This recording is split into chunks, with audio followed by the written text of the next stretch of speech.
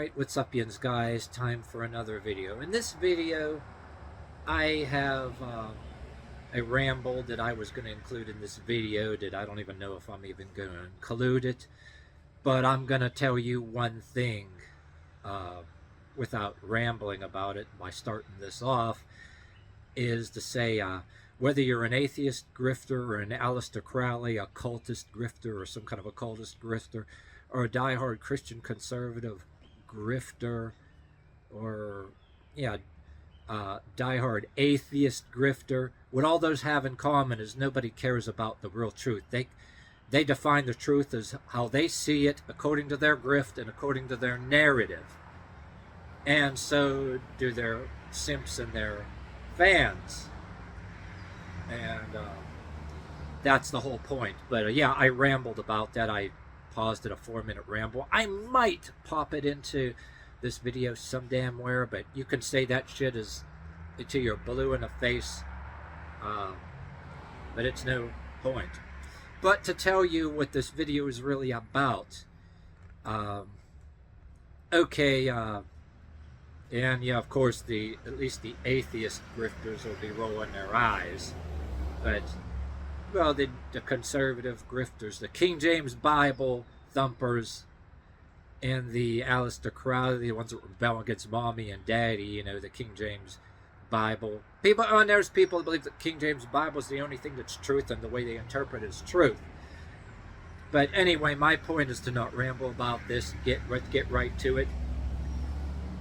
If you want to believe anything biblically or even occult, which they rebel against each other and all they give a damn about is controlling their own narrative, their own narcissistic control, or you have to at least believe that there was some kind of powers that really did exist to a certain point. Say even if you were a King James Bible thumper, because matter of fact, I've been around as a kid, you know, the diehard or black Christians and white Christians in churches when I was a kid. Oh, and later on in jobs that I worked in. Even though this is a ramble, bear with me. I don't want to ramble about this too long, but I'm just going to tell you as a point. Later in life, you know, those YouTubers they're black YouTubers that I'm more partial to siding with, the same way I spitefully side with non-woke black YouTubers. Okay, there's YouTubers, the black YouTubers that think all the rap stars and black sports stars, they're all with the devil and they're all involved in some kind of thing. They believe they gave themselves over to something, some demon or something, to get where they are. I've met real live ones like it in workplaces, right? And they were really articulate people. And anyway, if you even want to be a Christian, you got to believe that to a certain point. And I, for one, actually will piss certain King James Bible thumpers off. But anyway, I'm talking about a belief that's getting more prevalent in a lot of people. Some that look like me, some are black, some are white.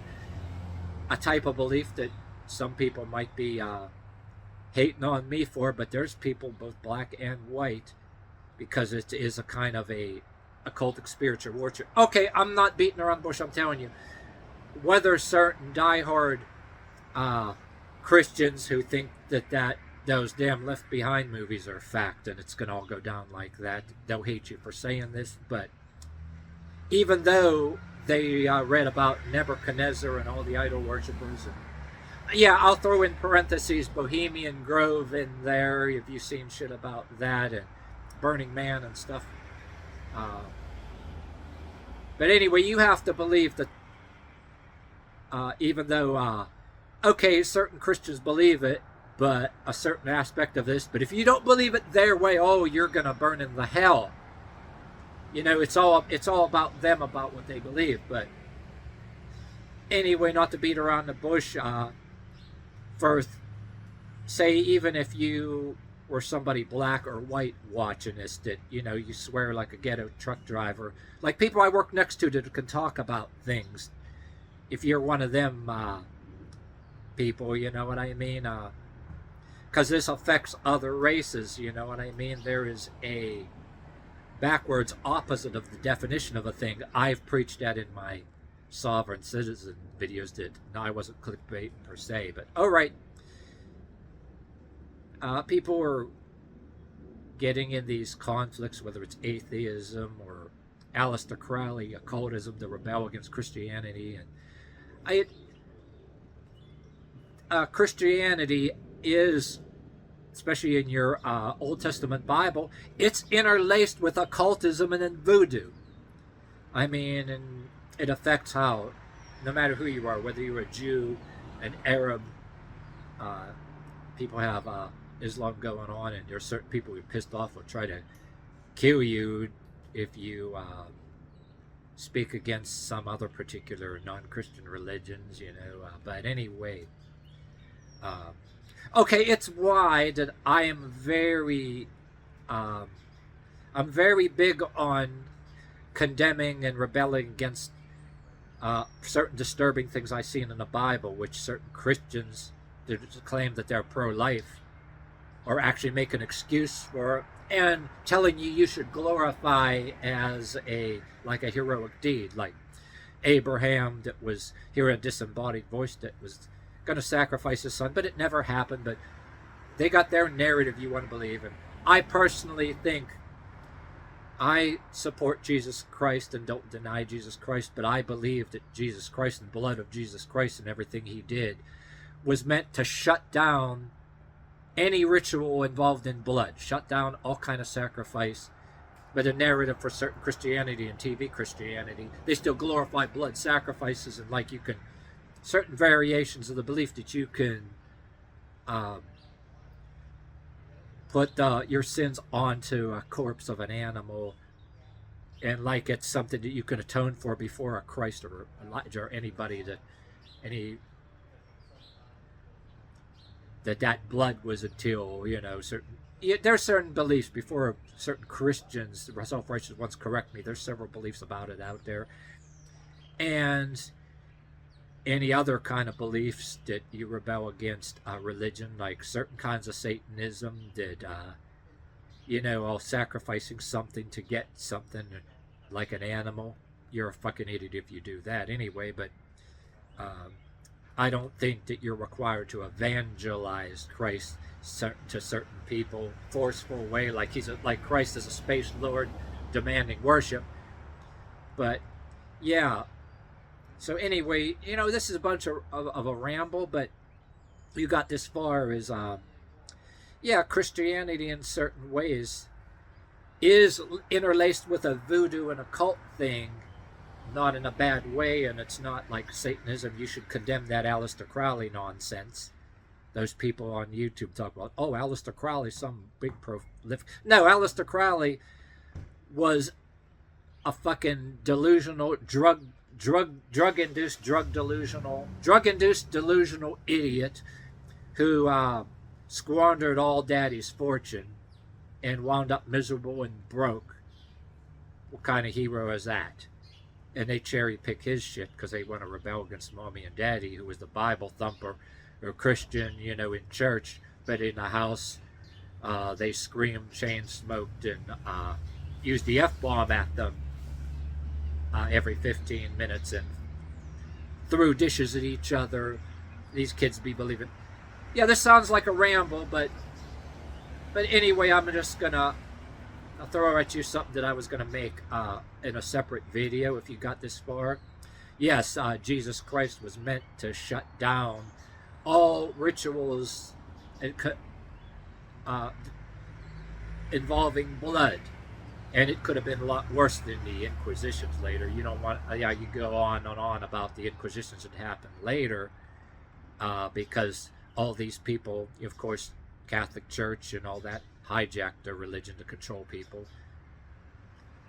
Yeah, you look in your history and all that, a lot of shit going on there. But anyway, Jesus Christ, really, a lot of Christians were being attacked and murdered in ways not for the tyrannical Jesus that your mommy and daddy forced down your throat. Matter of fact, some King James Bible Christians and Aleister Crowley people don't realize that, okay, you don't want to be anti-Semitic and say Jews are all evil, that other kind of cult religion that gives somebody an excuse to hate Jews. It's not about that. But you gotta see that all these areas that early Christianity was introduced in, early Christians were a threat, because all these cultures were sacrificing animals or even people and babies to all these things. It was always about blood and sacrifice, and every single group was doing it, right? And it was an industry, especially when selling animals and doves for that, which was freaking disturbing and ridiculous. I mean, if you weren't a farmer or whatever, oh, you had to go and buy a dove,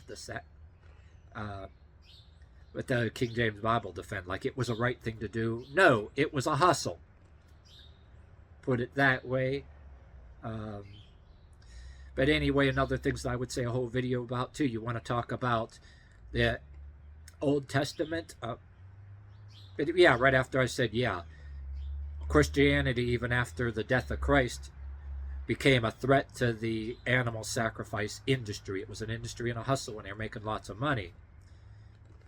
And it was, anyway, to what I want to get in there, if it wasn't for that Christ's blood, that it would get way more sinister than it has, even though you had all these Dark Ages, medieval inquisitions to get that out of the way, okay? But one of the next thing, if you got this far in this video, if you want to entertain any ideas of Old Testament Bible, and if you wanted to believe that have to believe some kind of power exists, that Nebuchadnezzar's fiery furnace was able to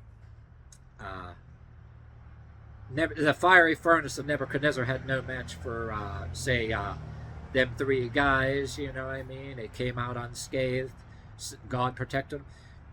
That's a whole other story, because there was a lot of idol worshippers. And I'll say again, then and now, if you want to say celebrities, different peoples of power now in wars and all that were giving themselves over to get the power they have, drug cartels and all that. Throw that in parentheses, even though it sounds like you have to believe then and now that people got power. I don't care if it's pharaohs or Genghis Khan or anybody, Ivan the Terrible, all these people, Hitler, Nebuchadnezzar, yeah, especially Egyptians, which I'm getting at here if you got this far in this video, that people dang forget, okay? Okay, and you have to, even though it sounds like a ramble, you have to believe in some way, repeatedly again, that what I'm getting at, maybe Pharaoh, there was real power, and these idols, deities, even though they weren't just statues, the statues were an effigy. People were giving themselves over and got power, and there was really occultic, like magic, witchcraft, voodoo, what do you call it? Bring us to Moses' day, right? And you would have to say Pharaoh's, you know, when Moses was a baby, he floated down the river. When Pharaoh ordered the death of all these babies, which I would tie King Herod. He wanted a reason why King Herod was killing babies, but I don't want to ramble too long. You have to put that in parentheses somewhere. Pharaoh and King Herod, they were worried about some savior that was going to come, whether it was Moses or Jesus, and they were worried about their own power. They were superstitious. They believed in their voodoo-like ways. They think that they could retroactively get rid of somebody that can threaten their power. But it was also to thin the population. Sacrifice, especially of humans in any form, was meant to thin the population. Keep that in your head.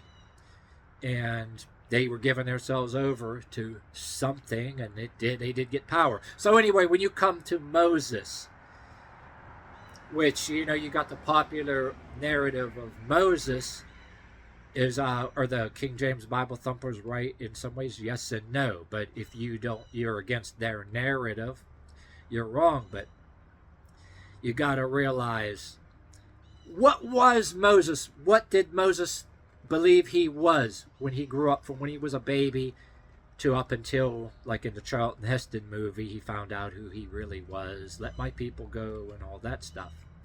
He thought he was an Egyptian, right? And and you have to believe that there was some real Egyptian magic power, whatever you call it, that these pharaohs, different people, gave themselves over and worshipped to get where they are. Moses had some, and he was schooled in Egyptian magic. But yet he eventually was talking to what we were taught to say, the Most High God. And, well, you throw in the Nephilim in there, you know, the Nephilim was responsible for Pharaoh, all these other powers, even before and after the flood, and some people say even now they exist as evil spirits. The Nephilim given, believing there were giants, all right. But anyway, Moses' ability to turn his staff into a snake to counter these Pharaoh's sorcerers who turned their staffs into a snake, and his snake ate the other snakes. If you put atheists aside that don't believe any of that shit, yes, Moses turned to the Most High God, but he still was schooled in the Egyptian powers, their Egyptian powers, right? And he continued to use them even, you know, when he was serving the Most High God. And he was given some power and authority there. You have to believe that too. Moses was an Egyptian. Yeah, Egyptian gave themselves over the things. He knew the Egyptian language, and aside, I like the Charlton Heston movie I grew up with as a kid, and I grew up with the story of Ruth. And I also seen, if you want to throw all those sacrifices in there, I was influenced and had questions when I saw horror movies that, before Indiana Jones, you got this far in this video, there was a movie you can still watch on YouTube, scary movies, called Land of the Minotaur. Gives you, even though it's just a movie, it's not truth, but it makes you wonder what Aztecs, Moabites, all these other people were doing, how they were doing things. And yeah, I grew up with the Conan the Barbarian comics before Schwarzenegger ever made his first Conan movie, then the second Conan movie where the one princess was going to be sacrificed to this deity and statue that was going to come in live, which Arnold Schwarzenegger would later have it in a stranglehold and be ripping out its horn and killing it and saving the day. But anyway, yeah, my influences in there, yeah, the Conan comics and seeing Conan steal the jewels from the idols, and the anti-hero, he was stealing the jewels from the idols. He was fighting the undead while stealing the jewels from these idols and all that. And, yeah, I read it all. Savage Sword of Conan, the black and white Conan books. All right, so anyway, yeah, I'm rambling here, but everything you look at shapes your beliefs, right? So, if you're getting out of this, I'm saying that it's completely okay to be a Christian, and it's not cool to worship anything what's called satanic blood type of things. Don't mess with that shit. But it's okay to be black and white and knowing that people, the racial thing going on is something evil is doing it, causing it. And the key is, you know, seeing who the better or smarter black people are, or the better, smarter white people, and which to stay away from. And what's going on, what are they doing to this day to gain power? Like people like BLM, people that had the power to all of a sudden get massive amounts of people to vandalize and destroy. And like they want to do, I don't know, that's an example. I don't want to go on about that, but I'm throwing you a hint there. And if you want to throw that in there about the BLM riots, so you know, with George Floyd. I was going to do other videos about this, since I was influenced by both the fallen down on the floor, black religion, some stuff I laughed at, but some stuff I believe I raised in, dovetails and all kind of superstitions that we have around here. The Appalachians, it ain't that far from me. You make fun of some stuff, but you believe it too. All right. But if you got this far in this video, pay attention to anybody that's black and tries to say he's racist. Since I was influenced by some good black people in some ways, even though they were a little crazy with some of the slain in the spirit stuff. Here's what I believe. Any of you people who are misled by that Aleister Crowley bullshit, or some good Christians that are the King James Bible thumpers, what I would tell you right now, I'd say this in a separate video if you paid attention to this. If you, especially, anyway, if you're black and you're black and you're basically good and you had a family member that was wrongfully died by the hands of police other than George Floyd, don't fall into that shit that the government is going to help you and BLM is going to help you. But the mistake that you make, and this, I learned this off of certain black Christianity too, and I fully believe this, and it's very voodoo-like and occultic. This is what I'm leading to. Whatever, any situation like that, they're going to give you money because that loved one, whether he committed a crime or not, killed by the police, you should start a big riot, and somebody's going to give you a whole bunch of money. Here's what I believe. I see this on TV too, and what they were doing. People get pissed when I say this. Don't follow along with that.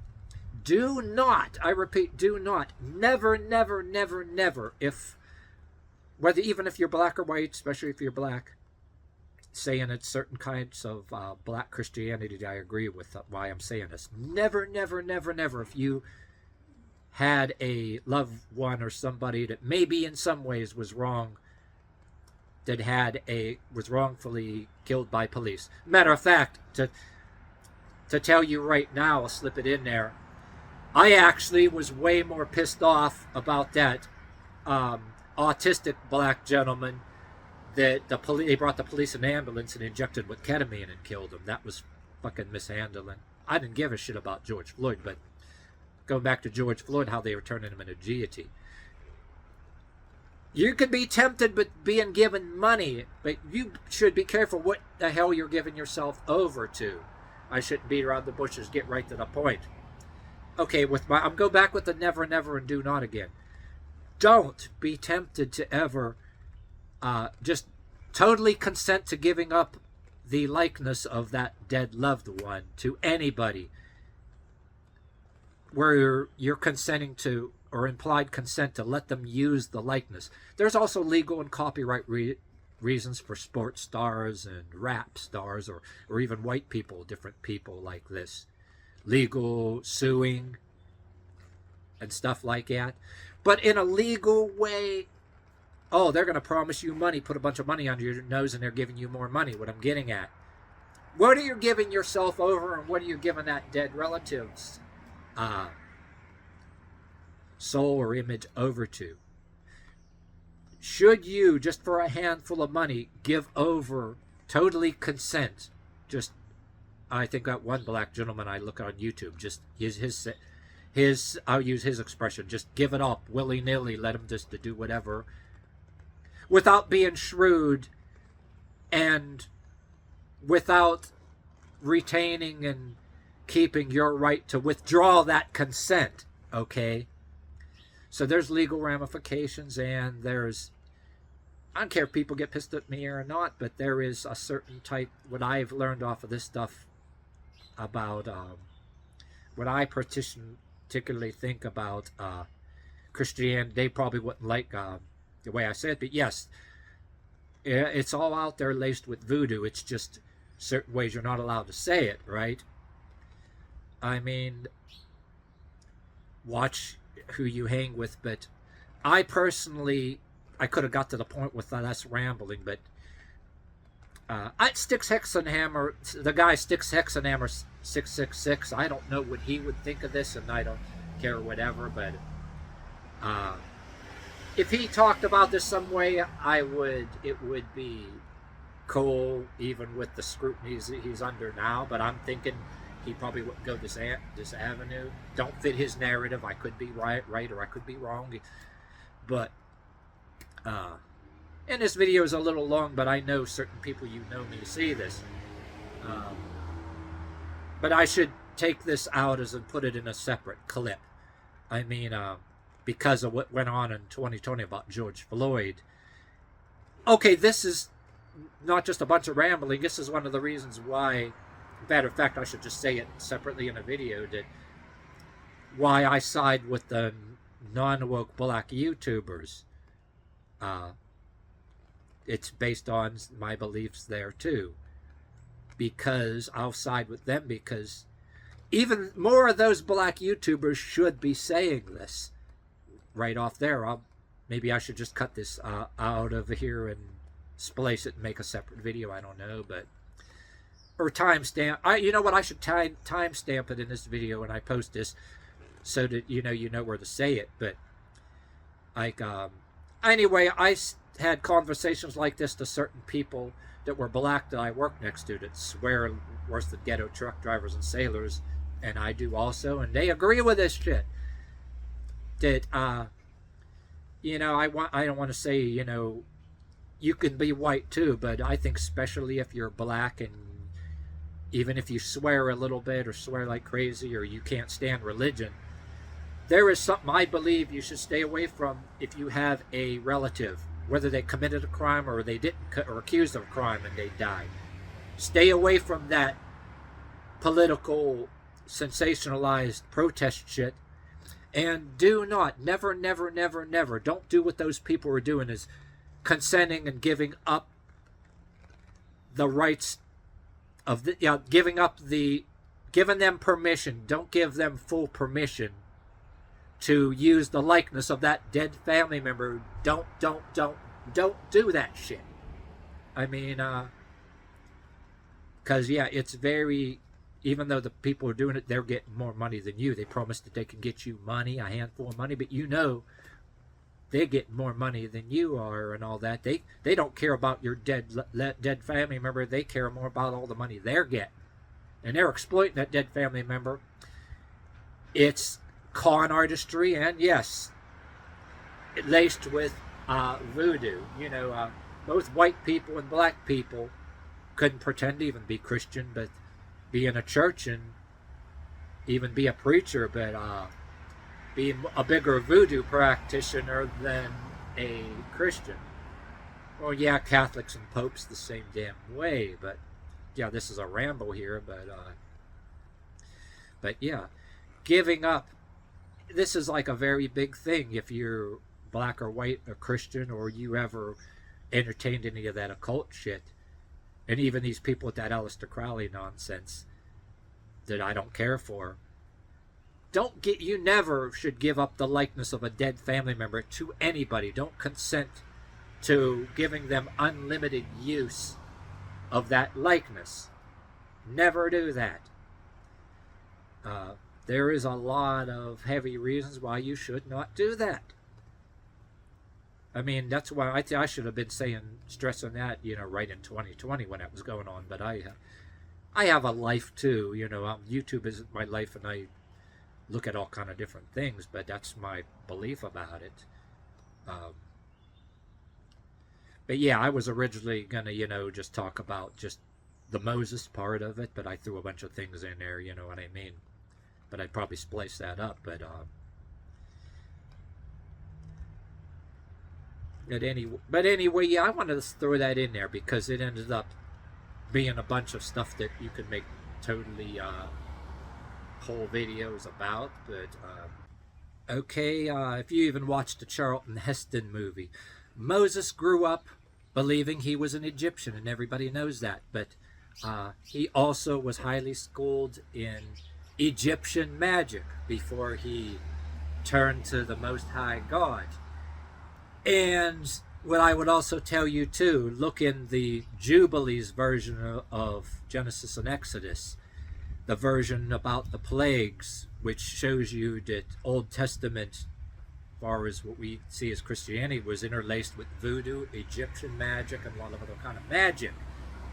And you have to believe in a type of magic went on to begin with, to even be a Christian, any kind of a Christian. But you're not allowed to say certain things because of a narrative. But anyway, the Jubilees version of the Moses story was quite interesting, and the King James Bible thumper, some of them don't want you to read this, because that version of Jubilees, with all the other plagues, unlike the King James Bible version of the death of all the firstborn of Pharaoh, the Jubilees version said, quote, and all the powers of Mastema were let loose to kill the firstborn of Pharaoh.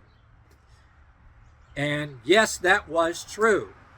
Moses still served the Most High God. He still was schooled in Egyptian magic before he figured out, was informed of who he really was and what his destiny was. So, and, well, you can say, well, he turned to the Most High God, and he had authorized the Egyptian magic and all these deities that all these people gave themselves over to get the power they did, like Pharaoh. Moses was schooled in and worshipped them unknowingly, but when he was introduced to the Most High God, he was given the power to bind these spirits. And yeah, talk about the Nephilim in parentheses, all right, too. And you can make some sense if you looked at things like the King of Solomon. I mean, I read the Testament of Solomon, and if you want to look at anything that was in the Key of Solomon at all, there's some stuff, in my opinion, that shouldn't be there. But the Key of Solomon gave hints about how you can bind spirits, and that can be misused, and it dovetails in Solomon's mistake too, which you can ramble on about. But anyway, I wanted to stress the thing about Moses. And unlike the King James Bible version of the Moses story, they don't like to hear this, but yes, Moses was practicing Egyptian magic because that's what he was taught, but he was later taught to bind these spirits, and that's why in Jubilees they interpret it as, unlike the King James version, I tell you once again, said, and all the powers of Mastema were released to kill the firstborn of Pharaoh, and that suggested Moses went from worshiping these spirits to finding the Most High God and to bind these spirits. But then when Solomon got a hold of that, he was dancing on razor blades. And in the Testament of Solomon, Solomon was binding these spirits. And yet, if you want to believe all that magic went along and all these demons that were able to do things, it's up to you. But once again, the binding of them spirits has responsibilities and can be dangerous too. Not all these demons want to be bound, and they see the opportunity to mess you over too, in Solomon's case. But